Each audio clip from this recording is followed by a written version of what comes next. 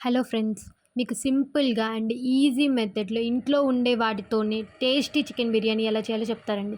First ఒక bowl తీసుకొని అందులోకి చికెన్ క్లీన్ చేసుకొని దాంట్లో ఉప్పు, కారం, పసుపు, గరం మసాలా అండ్ కర్డ్ వేసుకొని మ్యారినేట్ చేసుకొని పక్కన పెట్టుకోండి. నెక్స్ట్ ఒక బిర్యానీ బౌల్ తీసుకొని అందులోకి ఆయిల్ వేసేసి చిల్లీస్ అండ్ ఆనియన్స్ వేసి కొంచెం సేపు మగ్గించిన తర్వాత సాల్ట్ వేసుకోండి. తర్వాత ఒక మిక్సీ జార్‌లోకి ఆనియన్స్ అండ్ టమాటోస్ తీసుకొని పేస్ట్ చేసి అది కూడా వేసేయండి.